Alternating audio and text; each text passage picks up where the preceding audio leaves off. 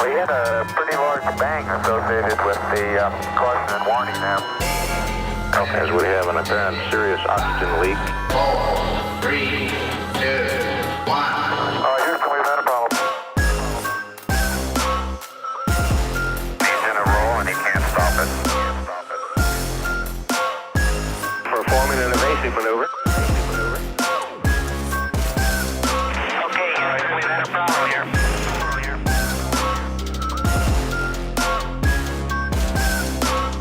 I think we need to do a little more all-weather testing. Welcome to space. Space.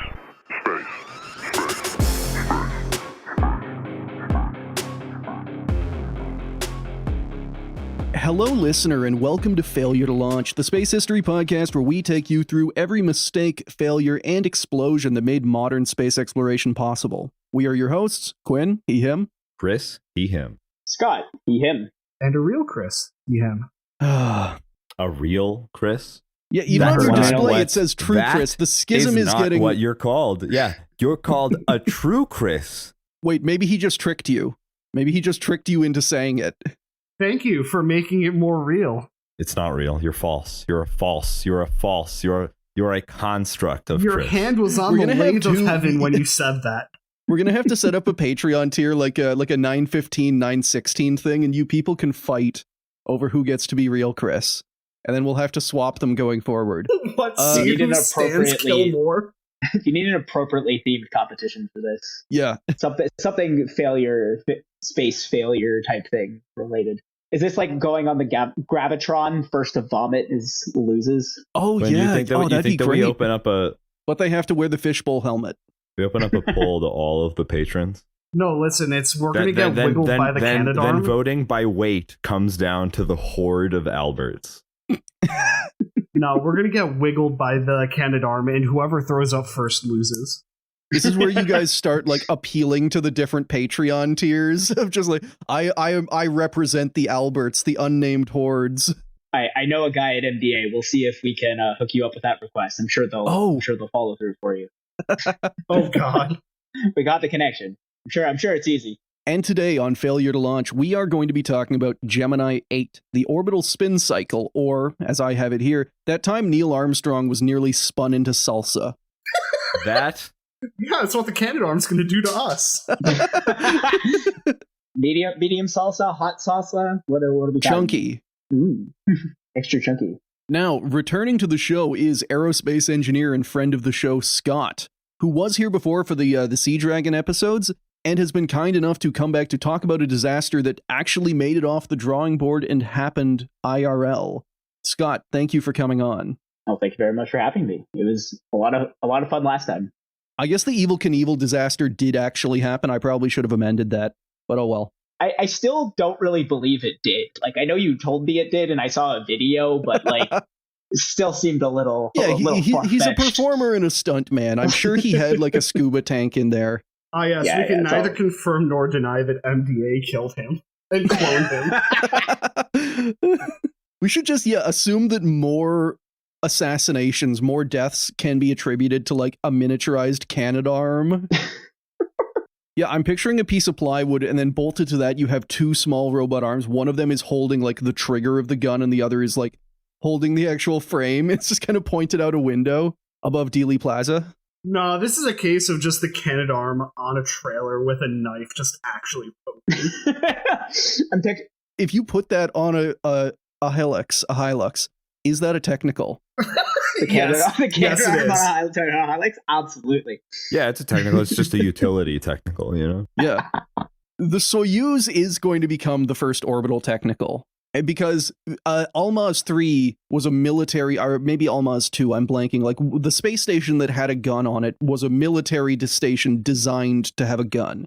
You know, bolting a robot arm holding a Makarov is going to be the first technical on a Soyuz. It's going to be a Makarov with that shitty 83 round magazine or 80. Oh god, the massive drum, yeah. You're going to have to send Ivana out there to swap drums every once in a while.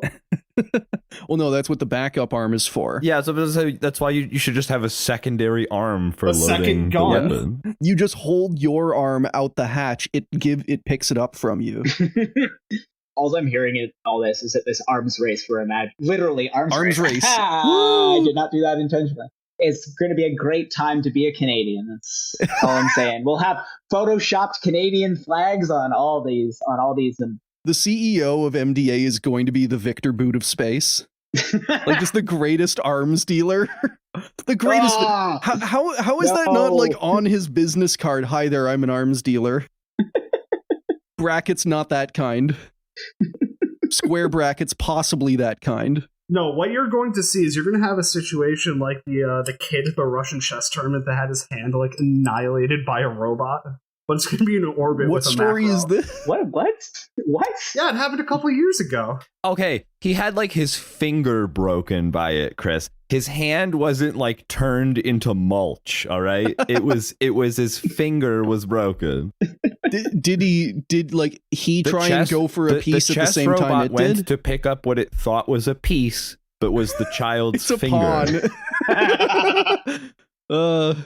Yeah, that's what the chess robot wants you to think. You know, this is how the robots take over. First, they beat us at chess with their brain power. Then they beat us at chess with physical power. You can't move that piece if I break your damn arms, kid. That is how Skynet would take over, is by pretending to be like AI slop moron, and just like well, of course it launched a nuke. It's an idiot. He just made a little mistake, guys. It's okay. It's okay. Come on, guys. This is 100% what would happen if ChatGPT did this in this day and age. Like, you are describing our reality. It would hallucinate and launch all of the US's missiles at a nation that doesn't exist. Sucks to suck, New Zealand. No, it's just going to nuke the Great Pacific Garbage Patch because it has a larger fleet. Now, as we get into this, have you guys ever heard of a man named Neil Armstrong? Never.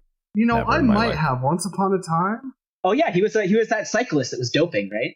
And they set him up a little ramp, and they pointed it at the moon. And the rest is big history. So, Neil, of course, the commander of Apollo 11 and the first person to walk on the moon. But that was not actually his first space mission. His first was Gemini 8, the first time that any two spacecraft docked in orbit. It also nearly killed him and pilot David Scott. And that is what we are going to be talking about today. So they touched tips and almost died. Yes. Well, they were touching tips with an unmanned object. Ooh.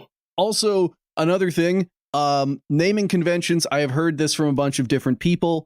NASA uses the word Gemini to describe the second American manned space program. Very American. Has of anybody them. told them that they're wrong? Yes, it is like they do it even to today. It is a NASA-ism. Like if you ask people at NASA the name of the mythological figure, they'll say Gemini. If you ask them the name of the program, it's Gemini. It's just like they have decided as an institution to pronounce it wrong and like enshrine that. I'm not going to do that. Fuck that. It's Gemini. This hurts my brain. Yeah, This is such an American thing because to you do. don't call it Mercury, you don't call it Apollo. No, you don't call it aluminum, do you? On the Apollo mission. Apollo 11. Are you saying that they just have like frame perfect cognitive dissonance the entire time? Yeah. So like when you drive through Louisiana and you see all those town names that are clearly French, but they pronounce them completely flat. They pronounce them like my GPS when I drive through Montreal. It's brutal. Yo, welcome to Montreal, dude. Yeah, Montreal. Rue Saint Chalk. Also, as we get into this, I have a couple of sources I used for researching this topic. First is the book On the Shoulders of Titans, A History of Project Gemini. This is kind of like a NASA retrospective on the entire Gemini program. I also used the articles of space historian Drew LePage and a PubMed article called Tumbling in Spaceflight, The Gemini 8 Experience. As always, all sources will be linked in the show notes. The Gemini program. Now, we have talked about the Gemini program extensively, from the first American spacewalk to the flying stink comet that was Gemini 7, and how America's worst ballistic missile was modified to carry these new spacecraft. The program ran from 1961 to 1966 with the goal basically of preparing NASA for the Apollo program and paving the way to the moon. Gemini was, at the end of the day, a series of technology demonstrators. Workhorse spacecraft that could be used in low Earth orbit to let NASA and their astronauts practice for everything that would be required to reach the moon. Every manned Gemini mission had a goal to achieve or a test to run. So, the first multi-crew American mission, the first American spacewalk, the first orbital maneuvers by any spacecraft, and setting multiple spacecraft endurance records. All of that is Gemini. And that's just the records from 1965 alone. While the Soviet Voskhod program was getting cut from 6 planned missions down to just 2, Gemini launched 5 manned missions in 1 year. And for me, this is something where people often try and pinpoint, like, oh, when did the US pull ahead of the Soviet Union in the space race? And I don't have an exact number, but I know that it is before 1965, because they are well ahead by this point. Going into early 1966, so in 1955, we have like all of these back-to-back missions. All of, like, the first manned Gemini mission, Gemini 3, happens in 1965. And then there are 4 more of them back-to-back, all through 1965. Culminating in Gemini 6 and 7, which we've talked about, that like fly at the same time and they rendezvous. So just to be clear, these are largely successful, right? There's like, these are glaring... hugely. We'll get to that. I'm sure there's there's obviously going to be little ways, especially if you're doing anything R&D. There's honestly a suffering from success kind of situation that we'll get to in a second. Going into 1966, there was still one main objective that hadn't been achieved: docking. Every manned Apollo mission would have 2 docking maneuvers. The first, when the command module had to like spin around and then connect with the lander and like actually remove it from the Saturn V's top stage, because they would be packed with the lander on the bottom and the command module on top. And the second docking maneuver would be whenever the lander is coming up from lunar surface and needs to rendezvous back with the spacecraft. Long story short, docking's important to the Apollo program, and just like all of the other firsts, Gemini would have to lead the way. Now, from my expert opinion as a player of Kerbal Space Program, hell yeah, this is hard to do. See, they did not figure out the pro tip strategy for doing this, which is the quick save button. Quick save, that'll really can't do it. I guess they hadn't invented that yet. We are actually going to be talking about some Kerbal Space Program stuff, so if anyone in the audience is familiar with Kerbal Space Program, you probably know what these guys are going to try to attempt. It turns out touching tips in space is very hard. So, the mission that we're going to be talking about, Gemini 8, it was not originally supposed to be the first docking maneuver.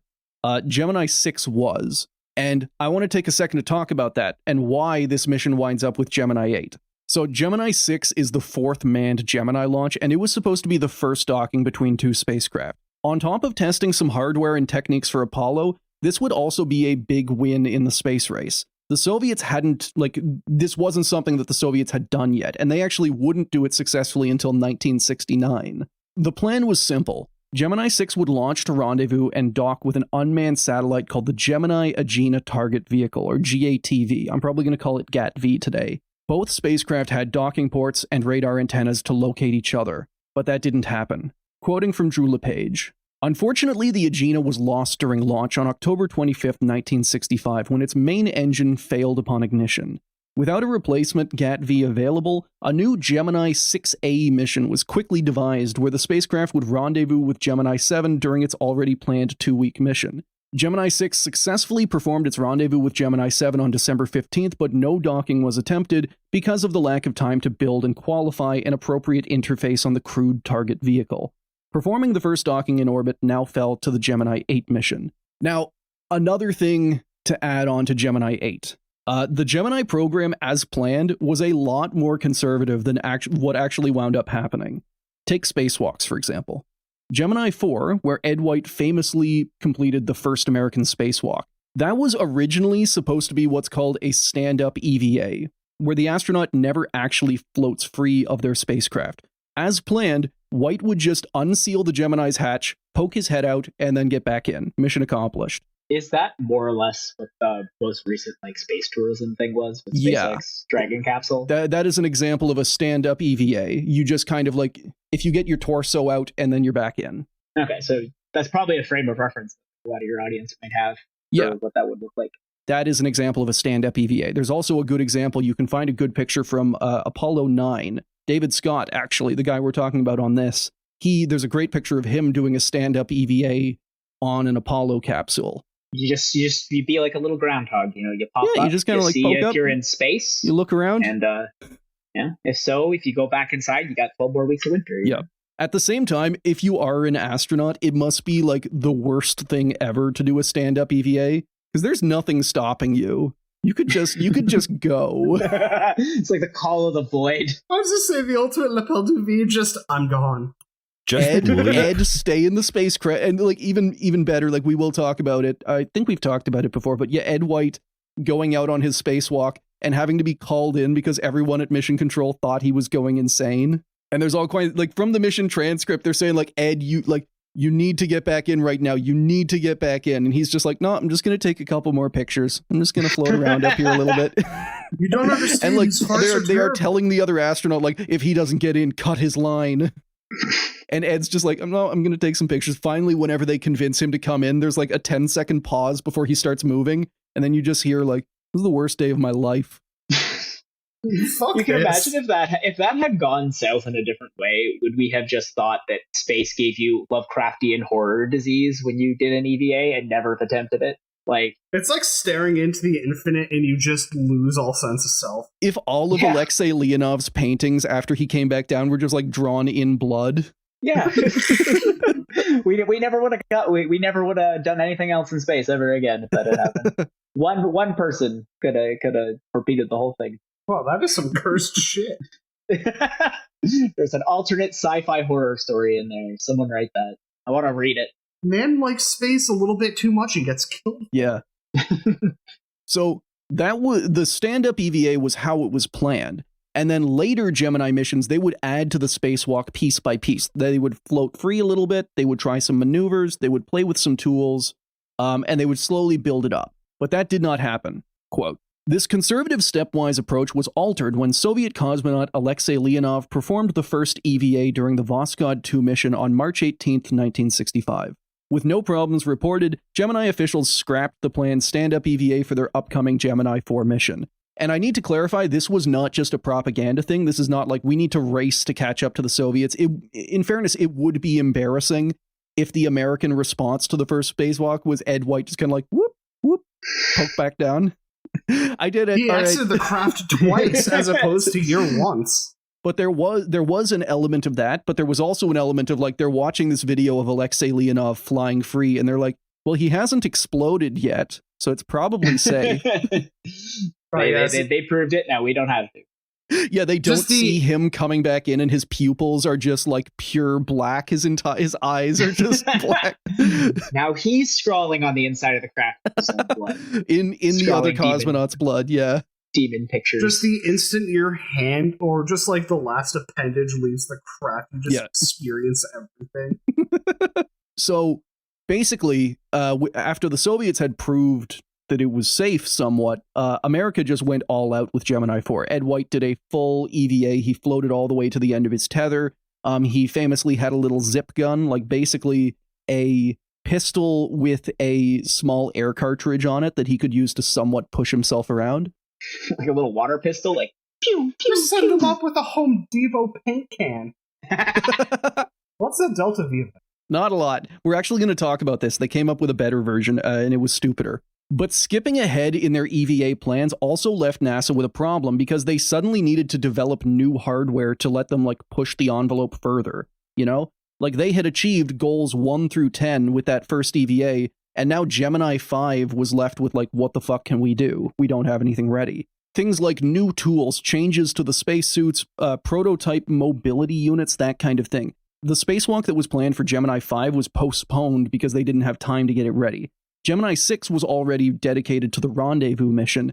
Gemini 7 was the endurance test that we all know and love, so no hope of EVA there, no escape. You're not escaping your own filth. How Frank dare you? Frank Borman doing an unplanned EVA just to like get fresh air or just not stink air. Yeah, the first ever astronaut suicide was just because of Papa Nurgle. Or like I imagine you could do an unsuited stand-up EVA really, really quickly. You just wanted to like poke up, poke down, get some fresh air. Yeah, just vent a little atmosphere. Yeah, so just I don't have Frank to smell Mormon, like my blood red, co-pilot's farts for 1 second. completely covered in scabs, just like it was worth it.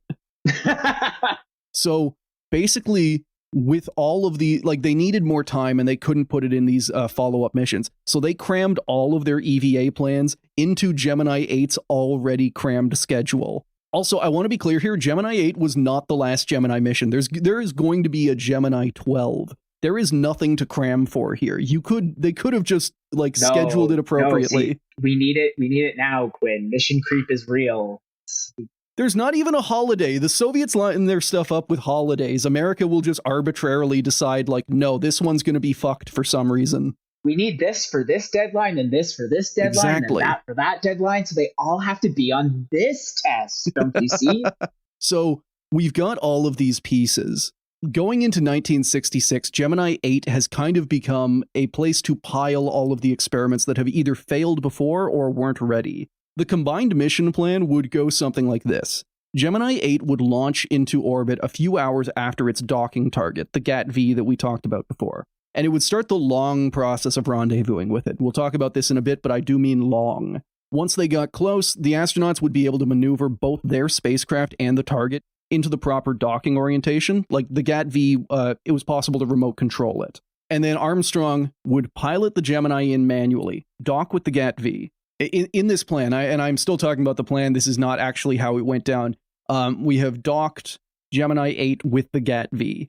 And next would be David Scott's spacewalk, the second American spacewalk and NASA's first experience with EVA in more than 9 months, like the time span between Gemini 4 and Gemini 8. And bear with me, because this one gets silly. 20 hours into the mission, and while the Gemini was still docked with the GAT-V, Scott would unseal his hatch and float free of the capsule. Initially, he would get his life support from a 7-meter-long umbilical cable hooked to his suit, though he also had a small chest-mounted life support rig that could keep him alive for like 30 minutes if he lost his cable. So the ultimate, oh shit, I have to get back inside the craft.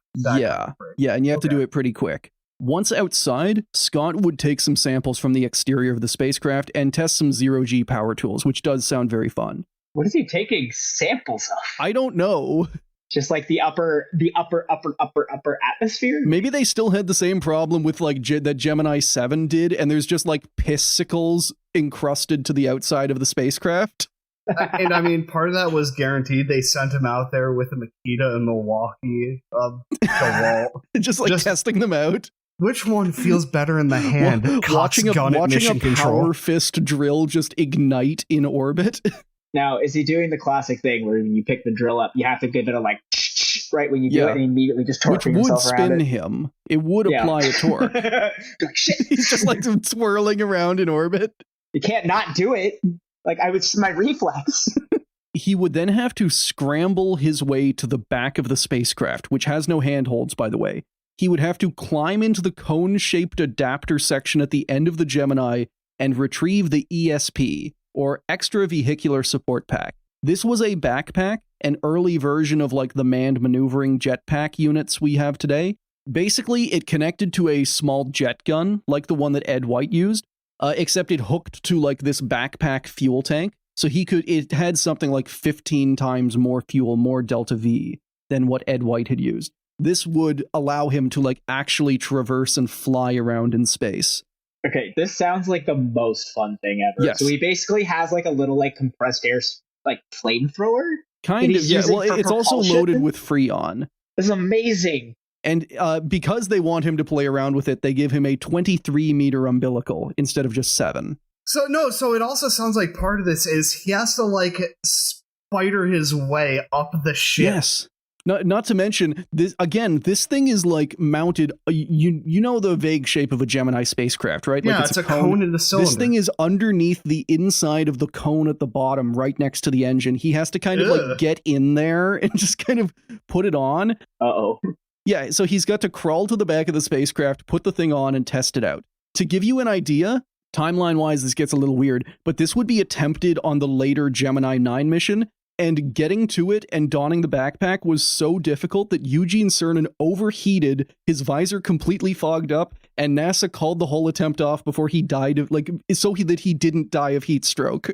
I'm going to die to wiggle myself around with the gun. Yeah, like It'd be so much fun for those brief moments before suddenly you realize with terror you're about to die. You get precisely 93 seconds of bliss but before you then you become could nothing. like George Clooney yourself in in Gravity. I was thinking of the scene from WALL-E with Oh, the that fire too. extinguisher. That's basically what he's doing.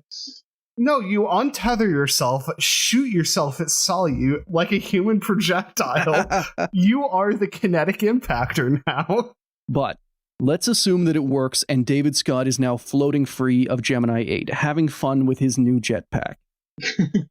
Neil Armstrong, who is still in the Gemini, would then have to undock from the GAT-V. And the way this is described is really weird. The Gemini would float away from the GAT-V, and even though Scott is still on an umbilical, the distances don't add up. He has a 23-meter umbilical from the Gemini, but the way the mission plan says, the Gemini has to get 46 meters away from the GAT-V, and Scott has to get to the GAT-V. So he would have to unclip his umbilical and float free.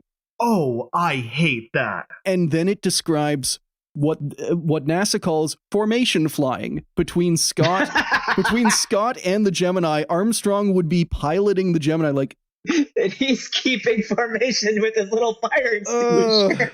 which is like, you know, I hate you this guys so you guys much. have swam off of a boat before, right? Like Yes. in a lake, a river, something like that. You Sure. never turn on the boat while people are in the water. And the same thing applies to a spacecraft. You never turn on the thrusters. You never fire the thrusters while anyone is outside. I That's would one hell of an assume that analogy. the astronauts don't want to get roasty toasty with the Yes, fucking engine. And I don't want to get my hand caught in the prop. All right, kids, we're making space barbecue. Let's go. Yeah, so after this formation flying is done, Scott would just kind of float free. It would not be Scott that maneuvers back to the Gemini. Neil would have to go and pick him up. This was very explicit. Oh, Mom, I'm scared. Neil would have to No. maneuver and kind of like, I'm sure Scott would be helping out, but the way this is described is that Neil would have to kind of like maneuver underneath him and just kind of raise up and just kind of like pop him back into his seat. oh, this fills me with those moments where you're watching Gemini like drift away. On the orbital scale of things, I'm pretty sure get within grabbing range of the human is just shady enough already. And like, not to mention, this is the previous one spacewalk that NASA has experience with is a guy floating free and then just kind of pulling himself back in. That is it. The rest of the mission would see the spacecraft redock with the GAT-V, undock again, fly 20 kilometers away, redo the entire rendezvous thing, redock, undock again, and after all of that, which was supposed to be completely done within 29 hours, Gemini 8 would be allowed to undock, spend a final 40 hours doing non-stop light science experiments, and come home. Light science. Fuck this stupid mission. How many key bumps did they have on board to support this? My first thing I'm sitting in the mission briefing room is, excuse me, when is the naps scheduled? They did have naps scheduled, but it was still like the kind of thing of like, yeah, like here's your 4-hour nap and here's your 20 hours of work. And that's what we tell the press. Here's the methamphetamines. Don't tell anybody. Yeah, this is before morale was invented.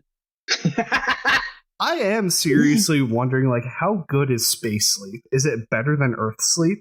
No. God, no. Aren't you like super congested all the time? Yeah. No, not to mention you have to have airflow or else you will wake up with a headache and a cloud of CO2. You will become Ugh. notably stupider over your sleep. What if you took like a several hour EVA nap? You know what I'm saying? Oh, that could be fun. I wonder if anyone's ever fallen asleep on EVA. But then again, just wearing an EVA suit, not to mention working in it, is like really uncomfortable. I was to say, what if you just like go full limp and just let the suit dictate the orientation? But it dictates it in an orientation that like is not comfortable. Like astronauts have come back in from EVAs with like their fingernails have fallen off. Oh! Yeah. I'm not sleeping through that. So what I'm learning is, as part of a preventative maintenance schedule, is just remove your fingernails before you Do get it into the before, ship. yeah. What do you need those for? You're not scratching at things. Now, all of that is the plan. And like as planned, this mission would take 3 days. It would be like, basically nonstop work that entire time. Suffice to say, This mission did not go as planned, and it ended after about 10 hours. Oh. Yes, which is a good thing because they didn't have to get overworked for 3 days. Oh, thank goodness. I'm sure that was a relief to everybody involved. I'm sure that was what they were thinking in the moment of just like, nice, early weekend. Or something really bad happens and you're like, ah, yes, this little bullshit thing that I had to do, I don't have to do that anymore. The mission. Now, most of January and February 1966 at Cape Canaveral was spent getting the spacecraft and rockets squared away for launch in early March. The GAT-V vehicle would be carried by an Atlas Agena lifter, a modified version of the Atlas ICBM, and also part of a family of rockets that is still flying today. Wait, they're still flown today? Yeah, I think they're up to like Atlas V now or something. Similarly, Gemini 8 would fly on a Titan II GLV, a Gemini launch vehicle, which was also a modified ballistic missile. Further fun fact, the lifter that they would launch with, serial number 6212563, came from the exact same batch as the one that would explode in 1980 in Damascus. I was gonna say, we have a history. Everything is linked. Also the fact that like these missiles, like these were made as Titan II missiles and were then modified as launch vehicles. But no, seriously, on a stack of fucking bibbles, how often can we say this missile is a serial killer? I mean, at the same time, there was something like 40 Titan II ICBMs produced. The Titan II series winds up being substantially, like, much more of them are built as lifters than as missiles. Well, yeah, it's because we found the special sauce that was Minuteman. No, it's let me have my moment where I'm like, isn't this a great swords into plowshares quite moment? Yeah. But you're like, no, we just made way better swords. That's why. No, listen, that sword, baby shit. This sword pulls out like a massive fucking two-handed broadsword. We went from a Glock to a minigun with this one. And also, like the Atlas family, Titan-derived rockets were flying right up until a couple of years ago. I'm pretty sure all of the Titan rockets are done, but yeah, they were flying until like at least the mid-aughts. Now, on the day of the launch, there were problems with the Gemini's life support equipment, and the Atlas rocket couldn't be fueled properly. So everything was pushed back a day, which I do love that that's the kind of problem that just like pushes it back a day. It's like, the life support doesn't work and the rocket is fucked. Let's give everyone, let's put our heads together and let's get this done. 24 hours. Go team. Break out the duct tape and WD-40. We'll get this thing done by tomorrow morning. At 10 a.m. on March 16th, 1966, the Atlas Agena rocket blasted into orbit, carrying the mission's docking target. There was one problem while Armstrong and Scott were being crammed into the capsule, though. Quote, as the flight preparation crew helped harness Scott to his parachute, they found one of its catches full of glue. Backup command pilot Conrad and McDonnell pad leader Gunter Wendt began digging it out. Gunter Wendt, also huge Nazi, not even a paperclip guy.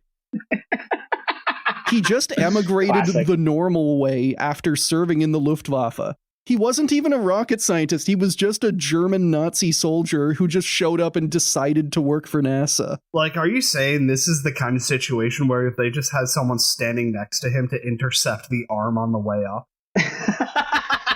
Also, there are pictures of him on the pad wearing a Stahl helm with a swastika on the side of it. Fuck's So, Motherfuckers. so, you know, womp womp. Does that like give him positive points in the job interview? Like, In fairness, like the swastika thing may have been a bit of a joke because the helmet also had Gunter Klink written on it, like Colonel It Klink just from doesn't- Hogan's it Heroes. doesn't- But it is still. I'm sorry, it's not a joke. The joke is that this man is a Nazi and fought for the Luftwaffe. Yes, this. Like, you can't do that. You can't just give out a Hitler salute as a quote and then unquote. just, that's Gunter. Bro. Yeah. It's like here's my prank. I'm gonna go shout a bunch of slurs in front of a synagogue. It's a prank, bro. Like, no, you can't do that. Don't worry, he's allowed to do that. He's an actual Nazi. He's not a pretender. Oh, okay, it's fine then. It's fine. Yeah, he's not LARPing. He's legit. That makes fine. Whatever. I'll have you know he actually fought in that helmet. Colonel Klink faced the wall at the end of the show. Wait, is that how that ends? No, I've never actually watched Hogan's Heroes, but yeah, that is my headcanon. Colonel Klink at Nuremberg. I never watched the finale or anything. Colonel Klink, he would be one of the guys who doesn't wind up at Nuremberg, but he would wind up in either the West or East German Air Force with exactly the same rank. Because they just like reconstituted the fuck out of those guys. Hey, look, you got to beat the Soviets now. Let's draft all the people who lost to the Soviets. This makes perfect sense. How could this possibly go wrong? I've got the perfect man for the job, the guy who failed spectacularly last time. Yeah, now he knows what he made a mistake on. Don't lose. Lesson learned. Do you know who I actually feel that about?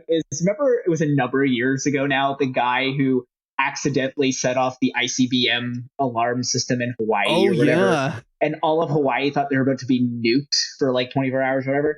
And then they fired the guy who did that. That to me, that's like the one example of that case. Around. Like, never fire that guy. He will never do that again. He has learned the failure mode. He can help you. Yes, he should be running the training sessions. There's now just one of those little plastic covers over the button.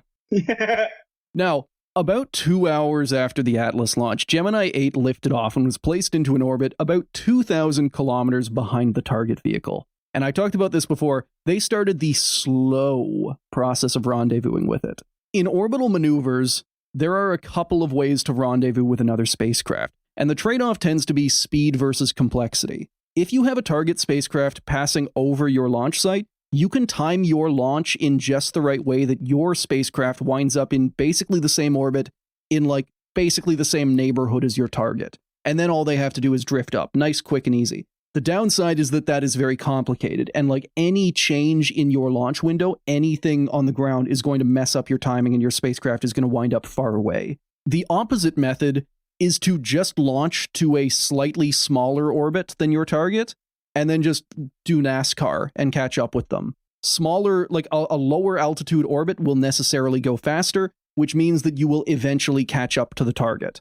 Then you can circularize your orbit and then just float over to them. This is like the complexity here. Like for those of y'all who played Kerbal Space Program will know that like you can't, it's not like you can just point the thing and go there. Like it's a car. If you speed up, you will also gain altitude on the opposite side of your trajectory, on the opposite side of the Earth when you come around, and vice versa for slowing down. So if you speed up, you actually put yourself further away. It's like this weird, bizarre, complicated, like it's hard. Yeah. You have to like very carefully plan how you're doing lots of simultaneous interactions going on. Yes. Yeah. So NASA decided to do that second one. It's simpler. It takes a lot more time though. You have to like slowly wait until you have gotten vaguely near your target. Then you have to do some orbital maneuvers, and only then can you start slowly drifting, like actually rendezvousing. And for them, it took them 5 hours to get within 332 kilometers, at which point the Gemini's radar was able to pick up the distant GAT-V target. Then, quote, as Gemini 8 continued to close in, the astronauts visually spotted their Agena target at a range of 140 kilometers as it gleamed in the sunlight. That didn't really need to be a quote, but I just wanted to add it because, to me, seeing something 140 kilometers away just from gleaming is pretty neat. It's pretty cool. Space is cool. Yeah, it absolutely is. Now, everything went to plan up to this point, and Neil was able to maneuver the spacecraft near the target. They spent a few minutes orbiting the GAT-V, Neil piloting the spacecraft, and Scott inspecting it with, I kid you not, a sextant. It turns out, like, no, they're on the ISS right now. It turns out they are just as useful in space as on Earth. Although for this, Scott was, he was inspecting it because it had a little telescope on it, and he didn't have binoculars. Oh, that's a bait and switch. I'm like, you're saying he's doing sextant stuff. I'm picturing he's like a space pirate up there. Yeah, he did use that for the rendezvous. And then once he was close, it also just had a little telescope on it, multitasking. Multi-purpose sextant. At 6.5 hours into the mission, the crew received the signal from Mission Control. Go ahead and dock. I should also give some quick context for how this worked. The Gemini Agena target vehicle, the GAT-V, this was a modified Agena upper stage, hence the name. The Agena was a modular rocket stage. I actually love this. By the time of Gemini 8, it had flown about 100 times. It was designed from the ground up as a multi-purpose upper stage that could allow a payload to either maneuver in orbit, or it could be the boost to like kick a payload towards higher orbits or even the moon. So it was a true, like, just multitasker. It was a multitask like product. When the CIA launched the Corona spy satellites, the first spy satellites starting in the later 50s, only the nose cone of the rocket was actually CIA Corona stuff. Are you saying that we're getting to like proper KH shenanigans, but it's still this rocket? Yeah, this is the other half of the Corona spy satellite. Even the famous film dropper, all of that is crammed up in the nose cone. The entire rest of the satellite was just an Agena that they bolted the spy stuff on top of. Another thing is that the Agena is also the first rideshare satellite, because on top of all of like the actual, probably not for the CIA launches, you're not going to get your picosat on that, but it did have a modular deployment rack on it, where people could put small payloads. It had a deployment mechanism, but it also had this rack with like all of these universal power and data hookups that you could just put your payload in there, plug it into the power and data, and like, cool, you're covered. I'm blanking on the name of it, but they also did deploy the world's first Pico satellite by ride sharing on an Agena in the early 60s. I had no idea about that. Yeah. That's like obviously super common now, but that's seen as like a modern new space type thing, not something that we've been doing for a while. I don't want to really give them credit for it, but congrats to the NRO for that. No, this was Lockheed Martin. Under no circumstances should you feel like you have to hand it to Lockheed Martin. But the SR-71 Blackbird is the coolest thing that mankind has ever created, so I kind of do have to hand it to Lockheed Martin, unfortunately. That is also true. Every computer I've ever owned, the very first thing I do when I get it is I change my wallpaper background to the picture of the SR-71 Blackbird at the Smithsonian Museum. Anyway, the GATV, the GAT-V used on the Gemini 8 mission, was basically just an Agena with a big funnel hooked to the nose end.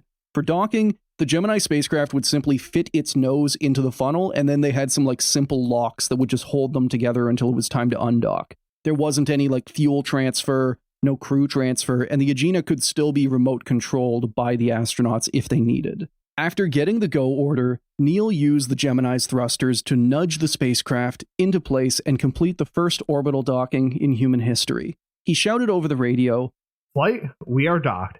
It's really a smoothie. No noticeable oscillations at all." And then Doug Scott noticed some oscillations. And then we got the It's Always Sunny in Philadelphia, and then things started spinning. It's funny he used the word smoothie, because when I hear smoothie, the first thing I think of is a blender. Yeah, that I didn't read it over in my head before, and it's just the words didn't mesh together. It's also not something that like it doesn't show up elsewhere in the transcript. He just out of nowhere decided like, I know exactly how to describe this. I assume he just meant it's smooth, something that is smooth is a smoothie. But this sentence right here, it had the facsimile of a sentence, but none of the content. Facsimile. Okay. Look, we've already decided we're not pronouncing things correctly here, Mr. Gemini. Gemini. We couldn't even decide on Canadarm. Okay, it's actually killing me. What is it? Is it Canada-arm or is it Canadarm? I'm pretty sure it's Canadarm. Oh, it's Canadarm. No, oh god, I said it wrong again. I'm reading it. I'm still saying it wrong. Canadarm. Like darm. You got to say like Canadarm. Well, I mean, because at the end of the day, that was never the actual official name. Like it's the shuttle remote manipulator, and I'm sure. No, Canadarm. Canadarm. Get out of here with your technological I know. I agree. That's just what like the administrators call it. Hello, listener, and welcome to the mid-reel ad. If you enjoy Failure to Launch, more bad space history, and you want to hear more of it more often, there is an option, the FTL Patreon. Signing up at any tier gets you access to monthly bonus episodes and Q&As, and joining an elevated tier gets you even more content, like Chris-narrated minisodes. If that sounds good, you can sign up at www.patreon.com/failure to launch. And now, back to the episode. Spin cycle. No sooner had they docked with the GAT-V than Scott noticed that his instruments indicated a 30-degree roll in the spacecraft. At first, he thought it was a glitch, so he checked Armstrong's instruments. Same problem. Using puffs of the capsule's thrusters, Armstrong turned it back to the correct orientation. Then it started drifting again. This time, they assumed that it was the GAT-V thruster's fault. It actually had been having some control issues prior to launch that the Lockheed engineers thought they had solved. So they remotely shut down its control system before again using the Gemini to correct the drift. Everything seemed stable for about 4 minutes. Then the entire spacecraft started spinning wildly. Quote, Oh no. while Armstrong fought the controls, Scott cycled the target vehicle switches off and on and off again. Then Armstrong jiggled the spacecraft switches as well to see if he could isolate the problem. Nothing they did seemed to have any effect. Which Oh, no. I do love that their crisis management response is just immediately start flicking every single button and see what happens. It's like, Just fucking jiggle it. I love that the first reaction is to turn it off, turn it on again. Yeah. That's immediately what he did. That's Well, what would you rather do? Would you He rather did just it. do nothing and not try to find out what could randomly be the problem? And I'm sure there was a method to it. Like they were trying to isolate the problem, but at the same time, I'm picturing just like, you see, you know, like the above where the pilots sit in an airliner, there's just those huge banks of like 30 switches. I'm just picturing like taking my hands and just like running it down all of them at the same time. Yeah, it's like that scene from Elf. Looks like a Christmas tree Yeah. in the elevator. Oh my god. And that's why you're not a pilot, Quinn.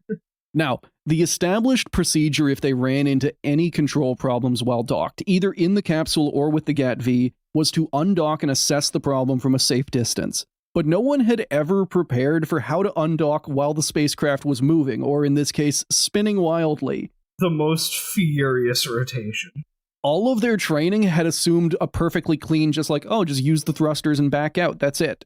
With how complicated the mechanism was, it was entirely possible that just undocking in a spin would either break something or leave them locked to the GAT-V permanently. I'm just hearing in my head the Interstellar soundtrack. Yeah, I was about to compare this. I'm like, Yeah. here we go. This is also very similar to what happened with Soyuz 10, which we talked about. They didn't have the spinning, but they did have the problem where their docking mechanism was stuck. Still, they had no choice. The spin was getting worse. So Scott hit the undock button at the same time as Armstrong slammed the capsule's forward thrusters, basically just ripping it free of the GAT-V.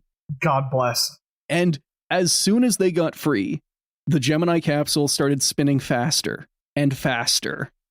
Well, if it's, So the it's problem- them who's spinning, as soon as they undock, they have less moment of inertia. Yeah. So if their craft is responsible for the spinning, they're going to start the acceleration Rapidly. get bigger. It is also worth mentioning that as this was going on, they were in a communications blackout. They were relying on 3 different space communications ships, and they were in a period where they couldn't talk to any of them for a couple of minutes. Back on Earth, the capsule had drifted into the comms area of the good ship Coastal Sentry Quebec, a modified cargo ship that NASA had turned into a space tracking ship. Now, do they serve cheese curds in the canteen? Asking for a God, I friend. hope so.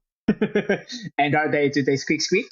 That's very important. If they don't squeak, are they actually curds? You're getting spun no. to death, and over the Capcom's line, you just hear nothing but mad squeaking. It's like, bad. oh, he's occupied. We can't get through to him. You just hear the furious interrogative. Do they fucking squeak? No. If it's not squeak, it's not quick. It's not real. No. The fromage keep that quick. Now, James Fucci, the ship's Capcom, noticed some strange readings on his panel as soon as Gemini 8 came within range. It was reporting status undocked for some reason, and clearly its orientation indicators were faulty. There's no way they were accurate. So he radioed into the crew to see how they were doing. From the Gemini 8 mission transcript. I'm So- trying to debate on whether or not he pronounced Gemini correctly. Wait. How did they pronounce it again? How did NASA pronounce Gemini, sorry, not Gemini, Gemini? Gemini. The Gemini Cricket. How are you? Gemini 8. Gemini. But I'm just saying, like, how would James Fucci say Probably it, you know? Gemini. This is the one time we should say it. So like over the radio, they would say Gemini. Gemini 8, CSQ So we have Capcom. Enrico Pucci from JoJo's Bizarre Adventures here on the comms. Jesus Christ, man. Gemini 8, CSQ, Capcom. Com check. How do you read? Scott, we have serious problem here. We're tumbling end over end up here. We're disengaged from the Agena. Okay. We got your spacecraft free indication here. What seems to be the problem? Neil Armstrong, we're rolling up and we can't turn anything off, continuously increasing in a left roll. Roger. Then, 37 seconds later, Gemini 8, CSQ. Stand by. We have a violent left roll here at the present time, and we can't turn the RCSs off, and we can't fire it, and we certainly have a roll. Stuck hand control.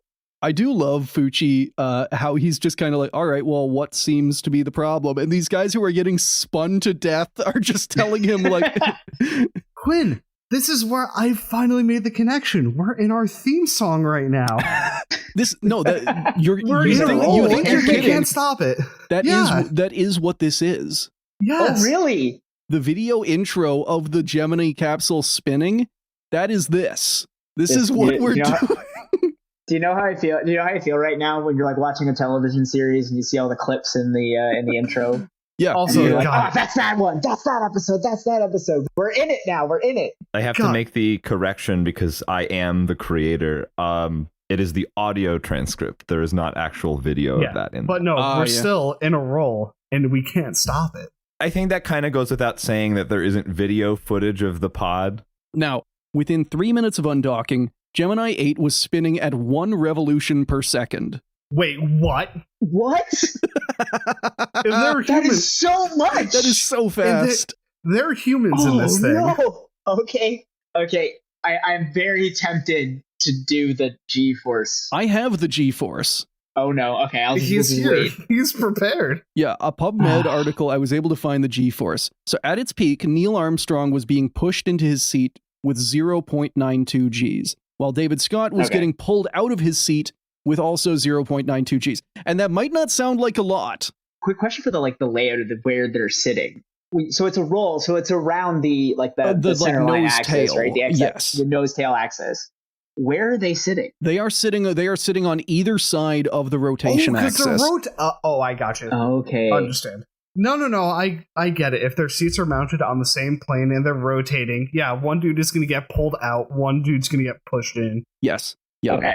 0.92 Gs doesn't sound like a lot. Listener, statistically, you're probably experiencing 1 G right now. Maybe a little more. I am holding out hope that someone on the ISS is listening.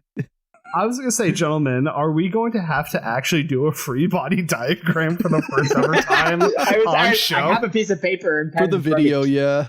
Question, though. This is lateral Gs on them, though. Like, that's not your head down. That's like you're getting pushed out. That's a lot. That's actually quite a lot. Well, one of them is at risk of blacking out. The other is at risk of redding out. And red out happens substantially easier. Yeah, like you don't have to pull many negative Gs to red out. Which one feels better, though? I'm no physicist, but I understand what happens when you hang upside down for too long. When you force blood to where it's not supposed to go, someone's going to get hardened, black out. Someone's going to think too hard and just the body likes 1 G straight down. Anything else is a sin against God. Yeah, and 0.92 Gs might not sound like a lot, but you also have to throw in the fact that they are dizzy as fuck because they are getting spun around, and all through this, the spin is getting faster. Are you saying that having a non-constant frame of reference might be detrimental to the operation of a vessel? No, both men reported heavy dizziness and that fighting the spacecraft was getting harder. Yeah, they should have had the astronaut gun. They could have just started punching holes. I love the idea that instead of them being like formal and being like, like, hey, control, extremely dizzy, they're just kind of like, Mr. Fucci's just like, what's the problem? That's why I wish we had access to the just always comms on transmittance as opposed to that. Just so we can hear them go from the completely composed Houston, we have a problem. Then over to guy just like puking in his helmet. Yeah. And again, the only method they seem to have for debugging is to just flick every switch randomly in the hopes that something will happen. Quinn, I just had the most asinine neuron fire. Awesome. Is this why they spin them in the centrifuge? Part of it. I mean, like, it's not specifically because of this. Like, they all did centrifuge training before. It's just because in space you can be exposed to a lot of Gs, not just during launch. But do they not do spin where it's they're doing? Oh yeah, they absolutely axis? do. They mix it around. The long and the short of it is they do centrifuge training in order to get people used to experiencing Gs in all kinds of different ways, and space is definitely part of that. This, however, it wasn't a load, like, again, it's only 0.92 Gs, but it's also the fact that they are spinning around and that they are getting faster. If they don't solve this problem, it will speed up to the point that they pass out and die. Thankfully, though, as they spun, David Scott made a discovery that saved their lives. he noticed that the capsule's Orbital Attitude Maneuvering System, OAMS, he noticed that the fuel tanks were rapidly draining. The Gemini spacecraft had several banks of thrusters, what we know nowadays as Reaction Control Systems, or RCS. The OAMS was the main set that the spacecraft would use to control its orientation in orbit, to make sure basically that it's pointing in the right direction. The second set, the Reentry Control System, was up in the nose, and it was meant to be a backup and only used to stabilize the capsule prior and during reentry. This is like right during interface where it's just, okay, we need to get, 2 degrees this way, 2 degrees this way. Exactly, you just yeah. fire that really quick and then you're all good. Yeah. Somehow, like you predicted, one of the OAMS thrusters had stuck permanently on, shoving the spacecraft into a faster and faster spin. Until the craft inevitably reaches infinitely near the same velocity as the exhaust jet. Yeah, or it would run out of fuel before then, but I mean, regardless, the guys would be dead. Or the astronauts died before that, too. Oh, yeah. So they have their problem, but they don't have a way to fix it. The best way to stop the spin would be to use the OAMS to just jet in the other direction and course correct. But the OAMS didn't have enough fuel to actually stop them, and anytime they turn the OAMS on, the defective thruster is on and trying to kill them. The machine operates with a sense of malice. It does. This is what you get with, AI. This is why we have to go full Dune, Butlerian Jihad today. The fucking that, yes. That what I don't know where the line exactly is, but Gemini 8's computer is too far. We need to roll it back even less. And trust me, the day I take my phone and skip it across a pond like a flat stone is the day I am infinitely happier. Reject modernity, go live in the woods. Oh, dude, slide rule rocketry? It'd be so much fun. Listen, Butlerian Jihad now. That's all I'm saying. Full Dune. I will join that revolution. So they have a problem. They can't use the OAMS to fix it. But every second delay saw the spin get worse, closer to knocking them out and killing them. Quote, "Something had to be done. All we've got left is the reentry control system," Armstrong said. "Press on," Scott responded. The two men began to throw switches to cut out the OAMS and cut in the reentry control system. Armstrong tried his hand control. Nothing. Scott tried his. Still nothing. They started switching circuitry again. Maybe something had been set in the wrong position.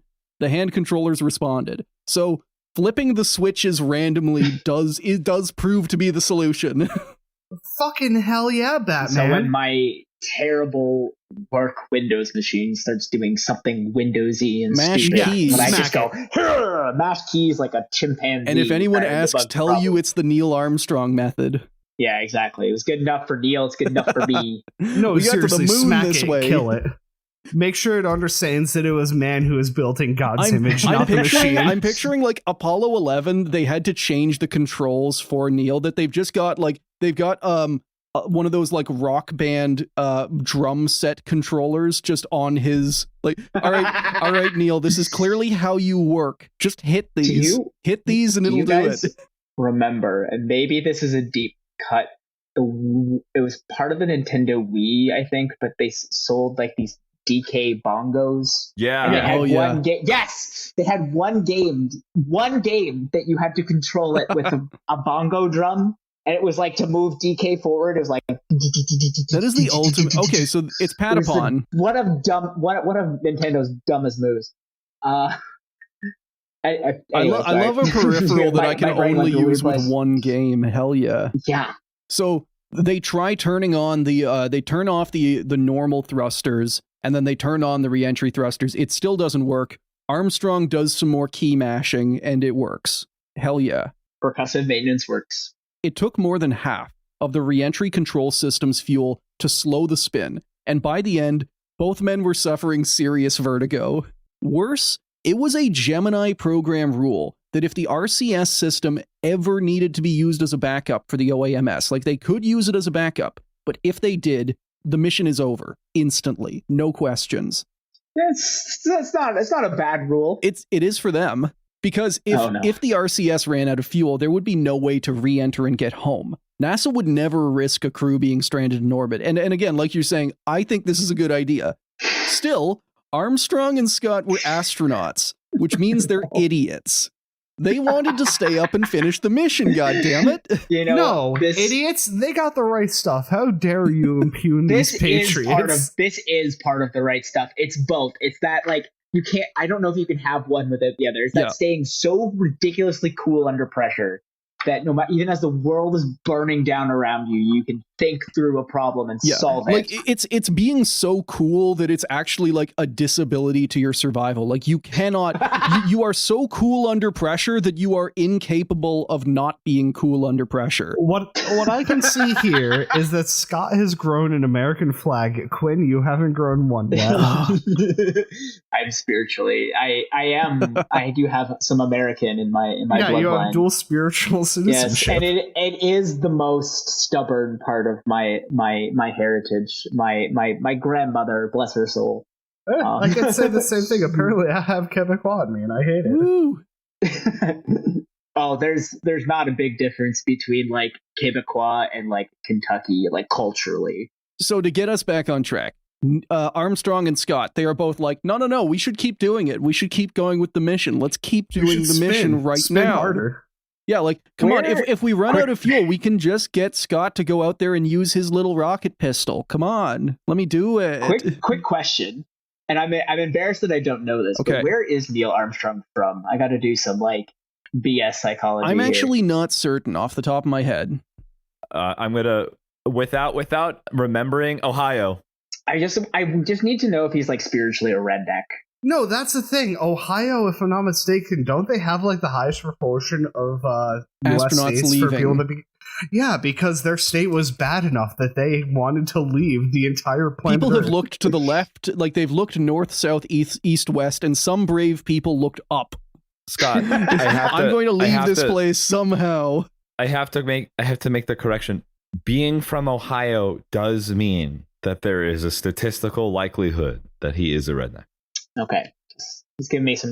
This is some serious. Yeah. I spent enough time around the rednecks to know some serious redneck energy. Now, fuck it, we ball. You want the true go fast? You want to talk about a dragster? How about something that goes 0 to orbital in that time? You can do the quarter mile? Yeah, I do the whole fucking thing. On the ground, there were similar crises going on. Less lethal, but no less frustrating. In Houston, a whole shift of mission control staff were summoned to their shifts early. So basically, they had two shifts that would do. Wake up, engineer! You have a shift to save. There were 2 shifts that would do kind of like trading off. They would do shifts basically, but one of them had no recovery experience, and one of them had all of the recovery experience. And because these guys were immediately coming down, like NASA ordered, I kind of jumped the gun there, but Armstrong and Scott were saying, hey, we want to stay up and do the mission. NASA shut them down and said, like, no, get ready for emergency reentry right the fuck now. So this is good. This is going on during the shift of all of the guys who don't know how recovery works. Hey, mission control. We're not going to do that. We're going to go dock with the GAT-V, and we're going to use the GAT-V remote controls. We're going to use the GAT-V remote controls to perform more the spins. reentry thrust that we need. Poor Armstrong's up there going, sorry, GAT-V, I can't come over and play. My mom said I have to come home. Just like landing back on the ground in like the next week, his kids just notice him like in the kitchen spinning on the chair kind of quickly. Dad, what's up? Shut up, I'm practicing. I'm on a spinning chair right now. I'm very tempted. Hang on. This is for research purposes. Woo! Now hit that 1 RPS. Oh god. Yeah, no, it would not be fun. There we go. And then do some then type on your computer flawlessly. It's just gonna get a series of random characters. Audience, you can simulate this right now, unless you're in your car. If you're a car commute podcast listener, I would recommend not doing this, unless you can find a parking lot and do some sick donuts right now. If you can do that right now, you can live the experience. Well, no, the car it was a nose tail spin, so you would have to flip your car right now on the highway. For legal purposes, I do not know this person who is saying these things. Yeah. You cannot torpedo your car. Listen, have you seen every John Wick movie? Well, if you can cosplay a bullet out of his gun right now, you will know what we're talking about. So yeah, At Mission Control, the shift that is on duty are the guys who don't know how recovery works, so they have to call every guy who knows how recovery works and say, like, hey, they're going to be landing in like 15 minutes. Can you come to work? It's my day off. Right to disconnect. Fuck off. They just like land in the water and there's just no one there because it's a weekend. Meanwhile, Lockheed engineers who had worked on the Agena target, remember I said that they had some control systems problems. That's why the astronauts assumed it was the Agena's fault. They went back to their hotels to celebrate the successful docking. Then they got a phone call telling them there had been problems, and then they turned on the TV just in time to see a news anchor reporting as fact that it was their satellite at fault, not the Gemini. So NASA, in like disaster response mode, had put out that like, fuck it, it's Lockheed's problem, not ours. The blaming begins. Yeah, just like putting it on TV that I tried to kill Neil Armstrong. Like, hey, have you guys have seen the shit post of General Shepard turning around in his head doing a 360? That's what I'm just watching right now out of Lockheed. I'm just imagining the mindset of the Lockheed engineer being like, "We did a good thing, boys. Good job. You know, we all worked hard. We all put in the extra overtime. Let's go celebrate." Turn on the TV. The news. Fuck. Yeah, and like you turn on the TV just in time to hear the news anchor say "chunky salsa," and then you turn it off immediately. Liquid homogenate. Click. Just they're on a roll. They can't stop it. Click. Back to work. Well, they did say, because they thought it was they didn't know that it was not their fault. They heard the news anchor say the Agena has failed. So all of these guys congregate in the one hotel room, and they just start like brainstorming the problems that don't actually exist. Thankfully, we're either going to solve the problem with this, or we're going to get like a Heaven's Gate scenario. And I don't know about you, but I'd rather hear the problem solved. A bunch of like dudes in lab coats who have huffed hydrazine as the mothership flew overhead, except the mothership is Gemini 8. Several of them have Nazi salutes for some reason. No. Gunter Vent's family having to get like a really weirdly shaped coffin for him. With like a cutout poking out on the right side. No, it's just a regular coffin with 2 holes in it. Oh, here I was thinking that you were going to have him be in a weird like Running Man pose so that he could be a swastika. Oh yeah, that too. Now, back in space, the crew of Gemini 8 were busy getting ready for re-entry. This was a rush job on all sides because just keeping the spacecraft pointed in the right direction was slowly draining fuel from the RCS that they would desperately need to get home.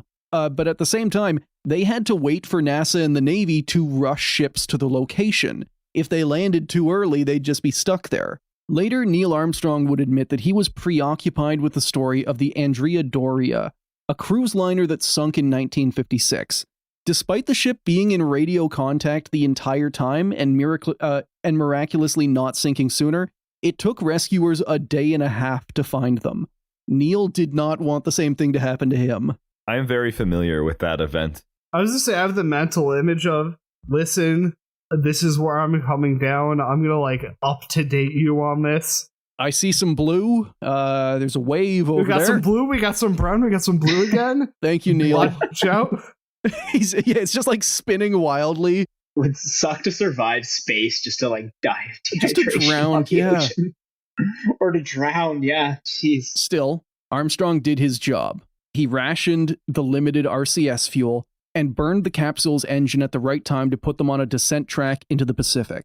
Quote, everything clicked off properly during descent. As they neared landing, Armstrong asked his partner, "Do you see water out there?" Looking into the first faint light of dawn, Scott replied, "All I see is a haze." Then his voice quickened. "Oh yes, there's water. It's water." Less than 2 minutes later, Scott yelled, "Landing safe." The flight had lasted 10 hours, 41 minutes, 26 seconds. So they're home.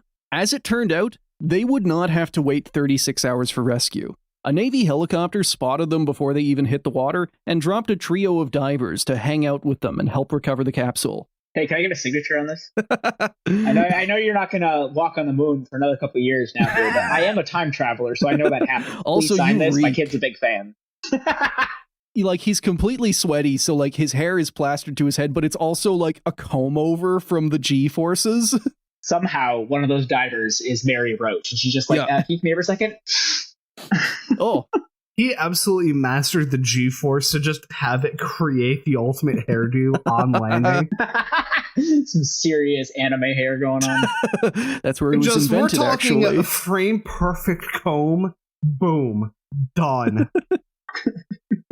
Now, 3 hours later, the USS Mason pulled alongside, recovered the capsule and the frustrated astronauts, and ferried them to Okinawa. Gemini 8 was done. Aftermath. Now, if you are wondering what made the thrusters stick open like that, don't worry, so am I. So is NASA.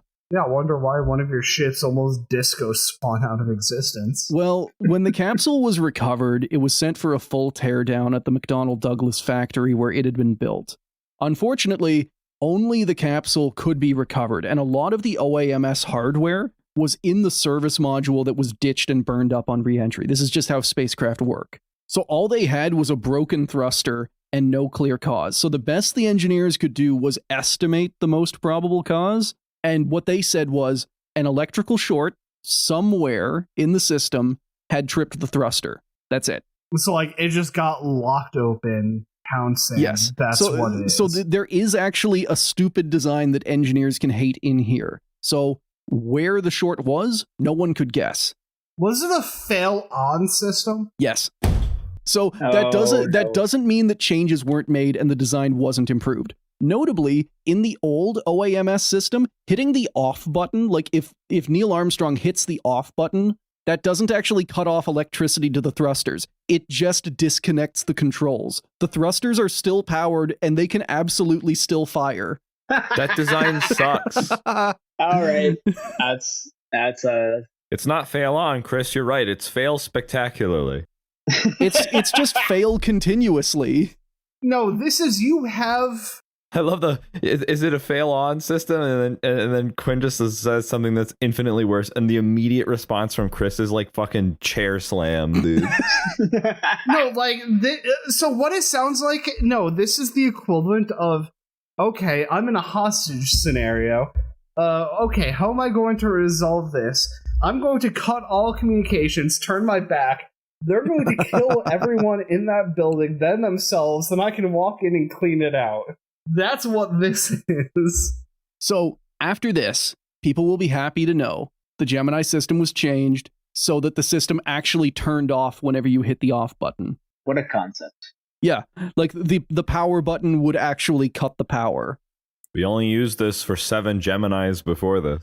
That's the fun thing about these problems. Like, we talked about this with Soyuz 11, where it had air vents that if jostled slightly would just vent the entire spacecraft to vacuum. That had been there on all prior 10 Soyuz missions. If somebody just leans up against the wall a little too hard, y'all get vented. It's literally, I mean, I'm getting off topic onto the complaining about a different thing here, but it's literally screen door on a submarine tier. You should not have that. You should not have a little vent that, if knocked, kind of, is just like, all right, dead now. Press here to kill crew instantly. But, like, literally. Now, as far as the legacy of the crew, Gemini 8 didn't slow down either Neil Armstrong or David Scott. Neil obviously commanded Apollo 11, and he became the first man on the moon, though he never flew any missions after that. David Scott, meanwhile, he flew on Apollo 9, where he dry run the docking and undocking process of the Apollo command module and the lander. And then, a few years after that, he commanded Apollo 15, and became the 7th person to walk on the moon. So, pretty good all around. I'm glad we have a happy ending here. Yeah. Now, the objectives that Gemini 8 didn't achieve, like David Scott's endurance EVA, would be reattempted during Gemini 9, which we will definitely be talking about in the future, because it is another kind of fun failure. For context, minor spoiler, it's nicknamed the Angry Alligator. Now, is this because alligators do a thing called the death roll? No, thankfully. Oh, okay. I thought this That would also be fun. Because that would also apply to this one. That's where my mind was going. Yeah, dude. Now, in reading about this, you also, like, Gemini 8 did not have to be a disaster. Like, there was the bad design, there was the fact that a short likely occurred. A lot of it only happened because they were in a communications blackout, because they did not have expert assistance on hand. So I'm going to end us off with a quote from On the Shoulders of Titans, that book by NASA about the Gemini program. Quote, "The Gemini 8 mission ended on a dissonant chord. High success, the first space docking, undeniable failure, abbreviation of the mission, and much relief. Safe recovery of the astronauts from a dangerous situation. The timing of the failure is especially frustrating. Being out of communications left the flight controllers and engineers helpless. Time after time in later interviews, they repeated, if that spacecraft had just been over a ground station, telemetry would have told them that thruster number 8 was firing continuously. They could have told the crew what to do before the RCS system was activated, and it was too late. So if they had been in contact, they would have been, not only would have they not had as dangerous a situation, but they would have been able to continue the mission. They would have been able to finish their 3 days, try the EVA, though, as we saw in Gemini 9, the EVA almost killed a dude, so maybe not. Getting almost rotated to death, surviving, and then getting overheated while trying to put on a backpack would not be a fun way to go. You know, I'm not going to comment on it too far to this effect, but I'm pretty sure if they had actually gotten rotated to death, they would have been just as interested when they landed, just to be like, yo, what happens if you rotate someone that fast in orbit? Like, I'm not talking body snatchers of Los Alamos levels of shenanigans, but just, yo, can I have his body for a little bit? I don't know if we've talked about this, but I have read about an animal experiment trying to figure out what happens to the organs of an animal under high Gs, where the reason why this is difficult is because if you expose an animal to high Gs and then you take them out of it and like try and do a dissection, their organs just go back to where they were. It's very frustrating. So what they had was a centrifuge, and in the centrifuge they had some rats, and sitting right under the rats was a tub of liquid nitrogen. So they would spin the rats up to high Gs and then flash freeze them. What? I thought you were going to say they put like an X-ray machine in there. Did they? I was no, did they just freeze them while spinning them? Like, yes. They didn't stop spinning. They didn't stop spinning. Bond villain-esque bullshit is that? Listen, I know you protest this, but I am on that villain arc. Goddamn. Yeah. So basically they would be able to dissect them while the organs were still frozen in place, like where they would be like in real time. And the long and the short of it was they all had their organs like up in their necks. Because they were turned around, so they were head out. And yeah, not a fun way. Almost happening to Neil. So back to like the issue with performing, like having the incident like occur when they were in communications blackout range. How do you exactly like handle that going forward? Is there, because you can't predict when something bad is going to happen on no time. Is the solution to this nowadays is just there is no communication blackout? Well, nowadays we've got SATCOM everywhere. And even into like the 70s and 80s, NASA and the Soviet Union would have that. Like the era of space tracking ships has never really gone away, but it is significantly, like even during the space race, was significantly less important. Because they did have dedicated communication satellites out in like mid or high orbits to like bounce comms to. Is this, maybe you don't have the answer to this question, but like, is an incident like this almost like an inciting incident for something like that? Or are they like, they're already aware this is like, obviously like there's these periods where we don't know what the hell's happening. And if something goes wrong in those periods, and I assume somebody saying, what's the likelihood that's going to happen? And then this happens, right? And then I'm not sure about it being an inciting incident. I definitely see it as something they would have wanted to move towards, because at the end of the day, the fact that you have any communications blackouts is a huge risk. Yeah. You know, it depends on when they're doing stuff. Almost all missions back then, they scheduled things to happen when they weren't in a communications blackout. They weren't doing mission critical work or like big steps, which would obviously be the times when more problems would happen. But if you've got something just like a random electrical short, that has as much likelihood to happen, at any point in the mission. So if you're in communications blackout 30% of the time, then the simple answer to like, what is the risk of that happening in blackout is 30%, you know? Yep. You just have to deal with it. You got to deal with it, and deal with it on a time expedient frame before it deals with you. And not to mention the fact that like the astronauts could have died, but if it had been caught, the mission ended early. you know, the astronauts survived, which is great, but NASA lost money, which is bad. This is the era where they're pretty flush with cash. Yeah, right? that is also fair. Although even by like 65 and 66, it was peaked and falling fast. Okay. We got a Vietnam War to do, Quinn. Listen, Gunter, you ever heard of a place called Nam? You're going to. Oh, no. So, everybody, that has been the story of Gemini 8, the Neil rotator, the orbital spin cycle. How is everybody feeling? I still hate how I kind of just saw into the future and realized what could spin something around fast enough to cause a problem this hard? Oh yeah, the RCS. What else could it be? What if that broke? What if the thing designed to rotate you rotated you too much? It is God's irony. I thought we were going to have It is God's irony that the rotator is the villain. It sometimes rotates you, but it can rotate you It sometimes too quick and Too much. too quick and make your tummy wumbly or kill you. God's irony. Sorry, Chris, we cut you off there. Yeah, I don't know where I was going. Hell yeah. Honestly. I didn't really think this was going to be what the problem was going to be. Honestly, I think my brain was anticipating and expecting a device specifically designed to rotate Neil, and that it was behaving badly. They've just they have accidentally, his seat can rotate, but someone has accidentally left the dangerous 11 on the 1 through 10. And that got hit during the EVA. And yeah, the rest is history. You can see it. You can see it in the Apollo 11 footage. He walks kind of weird, diagonally. Never the same. That's how you know he's weird. But yeah, Scott, thank you so much for coming on this episode, for coming back, for you're welcome. Giving us your expertise. Oh, God, again, that filthy word, expertise. Hey, Scott, you being the subject matter expert. Oh, gross. SME brackets podcasting, putting that on my CV. You see, that's the problem, though. SME is almost always used SME brackets derogatory. You know what? That cuts so hard. That is absolutely the only time anyone ever calls somebody an SME, but they're saying when they're trying to call them out in a meeting. Audience member, you have listened to an episode of Failure to Launch. On Quinn's birthday, he sacrificed his birthday for you. Give money to his Patreon as a birthday present. The best part is we share the Patreon, so we could do that plug 3 times a year. Every day is someone's birthday. Give. Audience member, you have listened to Failure to Launch. Thank you so much. Goodbye.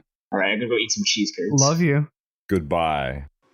Thank you to everyone who have signed up to support the show. And a big shout out to all of our top tier patrons.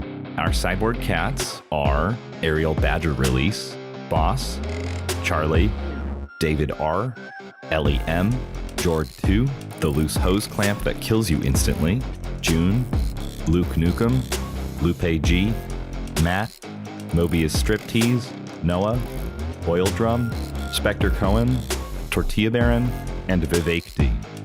Our space dogs are A Union Thug, That Guy is Best Guy, Adam H., Angry Old Man, Yada Yada, Band User, Baron M., Ben L., Boomzilla, Cantaloupe Was Taken, Chainsaw Snuggling, Charles G., Captain Lag, Daddy Bongo, Dan A., Double Time, Aaron, Eric M., Fractal Moonlight, Furious Luddite, James A., James C., Jamie K., John C., Kara Chameleon, Corbin the Dog, Corles Condiments, Lane of the Wired, Lens Wipe, Mar, Michael G., Nick S., Norman W., Oliver, Panda, Phoebe H., Randall, Sam A., Sean H., Central Kazoo, Sean P., Sophie L., Sparks, Spirit of Thunder, That Big Sexy,